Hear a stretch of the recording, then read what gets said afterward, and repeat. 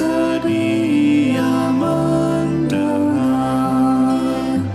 Sejak kulihat wajahnya, ku yakin pada firman-Nya dan menyerahkan bimbangku di dalam saat yang teduh.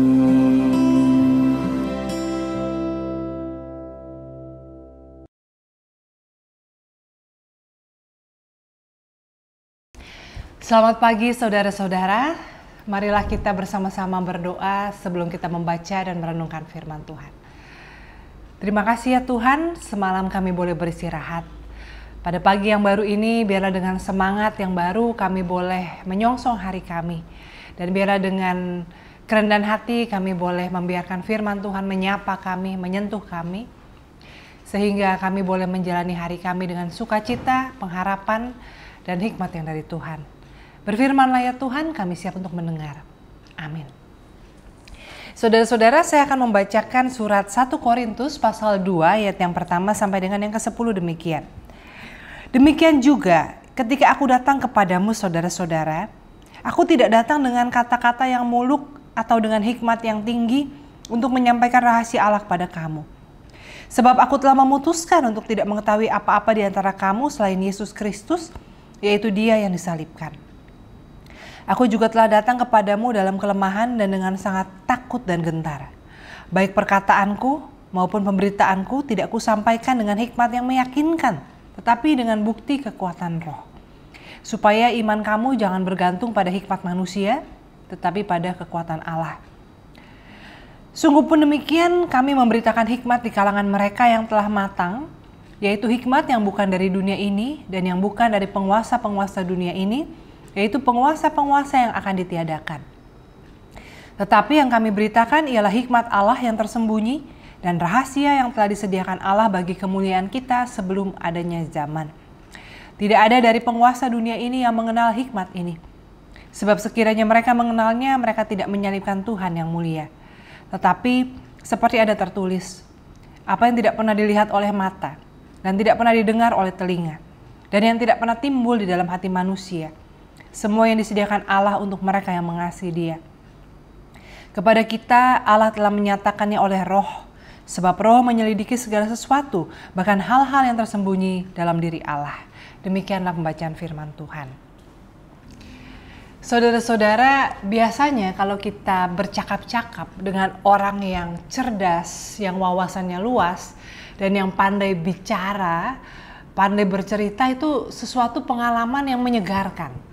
Ya, itu biasanya kalau habis bicara dengan orang yang demikian itu, pikiran kita itu rasanya ikut terstimulasi.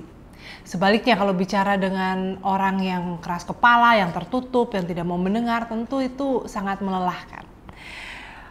Suatu saat saya pernah berkesempatan berkumpul dengan orang-orang yang cukup hebat dalam bidangnya masing-masing di mata dunia. Dan ada salah seorang dalam kumpulan ini suka sekali bicara, suka sekali bercerita, dan dia menceritakan tentang pengalaman-pengalamannya yang di mata manusia mestinya menakjubkan. Karena kebetulan latar belakangnya yang diberkati dengan kelimpahan. Dia kenal orang-orang hebat, dia pernah pergi ke tempat-tempat yang mewah dan sebagainya. Tapi yang menarik adalah ketika dia bercerita, itu biasanya kemudian situasi meja makan atau situasi teman-teman itu kemudian menjadi bosan. Pelan-pelan ada yang mulai sibuk sendiri, ada yang kemudian tanpa entah sengaja atau tidak memotong ceritanya dan kemudian mengganti percakapan dengan topik yang lain. Nah, saudara-saudara, ketika kemudian di luar perkumpulan ini ada yang berkomentar, seandainya dia ini, si teman yang suka bercerita ini, seandainya dia pandai bercerita, mungkin dia sudah jadi pendeta. Walaupun saat itu saya berkomentar kembali gitu ya, emangnya jadi pendeta modalnya cuma karena pintar cerita. Tapi saudara-saudara, mungkin itu juga benar, karena ada pendeta-pendeta yang sangat disukai atau sangat digemari, bahkan sangat terkenal karena pandai bercerita. pandai mengolah kata, pandai berkhotbah sehingga orang terpukau mendengarnya. Walaupun belum tentu isi khotbahnya dari segi akademis, teologis itu bisa dipertanggungjawabkan atau dalam. Tetapi orang rupanya suka mendengar orang yang suka bercerita. Nah, tapi saudara-saudara, di sini saya mau mengajak kita untuk melihat Paulus yang bersikap sebaliknya. Kalau dari segi isi dan latar belakang, Paulus ini tentunya tidak main-main, bukan sembarangan. Kita tahu sebagai seorang Yahudi, dia seorang ahli Taurat, dia seorang Farisi, didikan Gamaliel yang artinya orang yang berpendidikan, orang yang berwawasan, orang yang cerdas. Kita juga tahu dia orang yang rajin sekali dia menulis surat-surat dibandingkan rasul-rasul yang lain. Dan dari segi pengalaman, Paulus ini sudah keliling dunia pada zamannya, walaupun belum sampai Indonesia atau Jepang, tetapi rasanya untuk zaman itu bahwa dia sudah berkeliling sampai ke Turki, sampai ke Roma, dari titik berangkat di Yerusalem itu suatu hal yang luar biasa. Namun saudara-saudara, Paulus dalam bacaan Alkitab kita hari ini justru dia berkata-kata bahwa dia datang dengan takut dan gentar. Ya, dia datang tidak dengan kata-kata yang muluk, dengan hikmat yang tinggi, tapi dia datang dengan kelemahan, dengan sangat takut dan gentar. Di ayat yang keempat dan kelima dia katakan, perkataanku maupun pemberitaanku tidak kusampaikan dengan hikmat yang meyakinkan, tetapi dengan bukti kekuatan roh, supaya iman kamu jangan bergantung pada hikmat manusia, tetapi pada kekuatan Allah. Nah, saudara-saudara, sekali lagi Paulus bicara begini bukan sebagai pembenaran diri karena dia bodoh dan tidak pandai bicara, lalu dia katakan biarlah Roh Kudus saja yang berkata-kata melalui aku karena aku memang tidak bisa. Dia mampu, dia bisa berkata-kata kepada jemaat Korintus. Tetapi dia memiliki sikap bahwa dia merendahkan hati supaya Tuhan yang bisa bekerja berkata-kata melalui dia. Saudara-saudara, kita tahu bahwa Paulus juga pernah gagal meyakinkan orang-orang Yunani di Athena. Tidak selalu Paulus berhasil dalam pemberitaannya, walaupun juga tidak pernah sepenuhnya gagal. Ketika dalam kunjungannya di Athena, dia berdiskusi, dia dipanggil oleh orang-orang yang suka berkumpul di alun-alun ya untuk diskusi berdebat. Dia dipanggil untuk menjelaskan keyakinannya, diberi kesempatan. Paulus tidak berhasil meyakinkan mereka, malah ditertawakan ketika dibicara soal kebangkitan orang mati. Tapi itu pun juga tidak gagal sepenuhnya karena selalu ada orang-orang yang percaya pada pemberitaannya dan kemudian menjadi murid Kristus. Namun saudara-saudara, di sini kita melihat bahwa kalau kita bergantung pada cerita-cerita kita, pada pengalaman kita, pengetahuan kita, kemampuan kita bercerita, maka itu bukan pemberitaan Tuhan. Bukan pemberitaan kabar baik. Tetapi mungkin itu adalah diri kita. Ya, jadi saudara-saudara, kalau saudara sedang bersaksi tentang iman saudara, pengalaman Tuhan menolong saudara, jangan sampai kita mencuri kemuliaan Tuhan dengan memunculkan kitanya yang lebih besar. Nah, saudara-saudara, pengalaman Paulus itu mungkin juga membuat Paulus jadi lebih rendah hati. Makanya ketika kemudian dia menulis surat kepada jemaat di Korintus, dia katakan, aku datang sebagai orang yang tidak tahu apa-apa, aku datang dengan takut dan gentar, dan aku tidak berkata-kata dengan hikmat manusia. Nah, saudara-saudara, kembali ke teman di awal yang saya ceritakan itu, sebetulnya sekali lagi bukan soal ceritanya, pesannya yang tidak menarik. Dan bahkan bukan juga soal bahwa dia tidak pandai bercerita. Tapi seringkali sebuah pesan itu menjadi tidak menarik karena disampaikan dengan cara untuk mau mendominasi percakapan. Tidak membaca ruangan, tidak peduli orang lain mau dengar atau tidak, dan hanya merasa dari sudut pandang kita bahwa hey, saya punya berita yang sangat hebat, saya punya cerita yang sangat keren tentang saya, tentang hidup saya, tentang pekerjaan Tuhan dalam hidup saya, betapa saya diberkati dan sebagainya. Nah, oleh karena itu bagaimana kita bisa menyampaikan kabar baik, menyampaikan kebenaran sangat penting. Bukan saja kita memahami beritanya, memahami pesannya, meyakini apa yang Tuhan yang kita anggap Tuhan sampaikan kepada kita, tapi kita juga mau bicara dari hati ke hati. Bicara untuk kebaikan orang yang mendengarkan. Ya, bicara supaya orang mengerti pesan yang sesungguhnya, yaitu bahwa Tuhan mengasihi kita, bahwa Tuhan Maha Kuasa, bukannya bahwa kita ini hebat, kita ini disayang Tuhan, yang kadang-kadang mungkin membuat orang lain jadi iri hati atau bertanya-tanya, kenapa saya nggak disayang Tuhan seperti itu. Nah, saudara-saudara, oleh karena itu sangat perlu untuk kerendahan hati. Kerendahan hati sehingga bukan kita yang menjadi pesan utama, tetapi kebaikan Tuhan.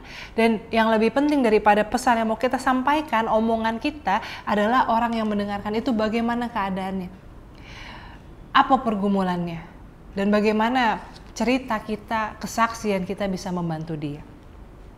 Dan saudara-saudara, kalau kita mundur lagi, maka untuk bisa memahami kebaikan-kebaikan Tuhan, kuasa Tuhan dalam hidup kita, kita perlu punya kerendahan hati. Kalau kita bercerita itu yang muncul adalah ego kita, keakuan kita, maka itu juga akan sulit untuk kita ya dengan perspektif demikian untuk melihat kebaikan, kebenaran, pekerjaan Tuhan dalam keseharian kita, karena ukurannya adalah kita. Tetapi kalau kita merendahkan hati kita, maka apapun pergumulan kita, apapun beban kita, kita tetap akan bisa melihat kebaikan Tuhan. Ya. Jadi saudara-saudara, sebaliknya saya juga mau mengatakan kepada kumpulan orang yang mendengarkan cerita yang membosankan ini, kadang-kadang kita merasa bosan mendengarkan karena kita berpikir apa bagusnya, apa faedahnya ini untuk saya. Tapi mungkin kalau kita mau juga melepaskan ego kita, kita mendengarkan, mungkin di situ kita bisa menyimak bahwa ada kebaikan Tuhan yang terus bekerja. Maka saudara-saudara, marilah kita merendahkan hati supaya kita bisa peka, mendengar, melihat pesan Tuhan, kebaikan Tuhan, kuasa Tuhan yang hendak disampaikan dalam hidup kita. Tapi juga punya kerendahan hati sehingga ketika kita menyampaikan kebaikan Tuhan, menceritakan kuasa Tuhan, di situ pun juga diri kita, ego kita tidak menghalangi pesan yang mulia itu. Tuhan memberkati. Saudara-saudara, mari kita bersatu di dalam doa. Ya Tuhan Allah kami bersyukur untuk kebenaran firman Tuhan yang Engkau sampaikan kepada kami dalam ibadah-ibadah minggu, dalam kelas-kelas pengajaran, dalam pemahaman Alkitab, dalam saat teduh kami, dalam keseharian kami. Biarlah kiranya kami punya kerendahan hati. Kami mau mengosongkan diri sehingga kebenaran firman Tuhan itu boleh masuk dalam hidup kami, boleh menyelidiki segala perkara, menyatakan segala sesuatu, mengubah hati kami, memampukan kami memiliki perspektif yang sehat, yang baik untuk memandang kehidupan dan pekerjaan Tuhan di dalamnya. Sehingga kami mampu untuk juga menjadi saksi Kristus, menyampaikan kebaikan dan kemuliaan Tuhan dalam hidup kami, bukan saja ketika kami berhasil dan menang menurut ukuran dunia, tapi dalam keadaan kami sakit, dalam keadaan kami lelah, dalam keadaan kami mungkin kehilangan, kami tetap bisa melihat pekerjaan dan kuasa Tuhan, sehingga kami tetap boleh menjadi saksi-saksi Kristus, boleh menjadi orang-orang yang menguatkan sesama kami dengan kesaksian hidup kami. Maka ya Tuhan, mampukan kami juga untuk mengasihi sesama kami, sehingga apa yang kami sampaikan, perkataan kami, bukan merupakan proyeksi keegoisan kami, kesombongan kami, proyeksi kekhawatiran kami, atau proyeksi kami memandang rendah orang lain. Tapi biarlah perkataan kami adalah perkataan yang menguatkan, yang penuh kasih, yang mau mengerti, memahami, yang kalau harus menyampaikan teguran pun disampaikan dengan kasih. Maka biarlah kiranya Tuhan Kau pakai kami sebagai anak-anak Tuhan menjadi pemberita Injil. Mungkin dalam bagian kami masing-masing, biarlah kiranya kami boleh menjadi pelita di tengah kegelapan. Tuhan, kami mau serahkan pelayanan orang-orang yang mengabarkan Injil, para misionaris, termasuk juga mereka yang menjadi pengajar, menjadi guru, menjadi tenaga kesehatan di tempat-tempat yang seringkali dilupakan oleh pemerintah dan para pengusaha karena dianggap tidak terlalu menguntungkan. Tapi biarlah kehadiran saudara-saudara kami ini boleh menjadi kabar baik, boleh membawa kebaikan, dan boleh menyampaikan kasih Tuhan. Dan biarlah kiranya Tuhan, kami mau berdoa, agar khususnya untuk bangsa Indonesia boleh menjadi bangsa yang adil dan damai sejahtera. Sehingga setiap anak bangsa di seluruh tempat, di pelosok manapun boleh mengalami rasa aman, rasa cukup, boleh mendapat akses untuk pendidikan dan kesehatan yang layak. Tuhan, kami mau serahkan juga hidup kami ke dalam tangan-Mu hari ini dan seterusnya. Biarlah kiranya hidup kami dalam pemeliharaan Tuhan dan untuk kemuliaan nama Tuhan. Dalam nama Tuhan kami Yesus Kristus, kami berdoa. Amin.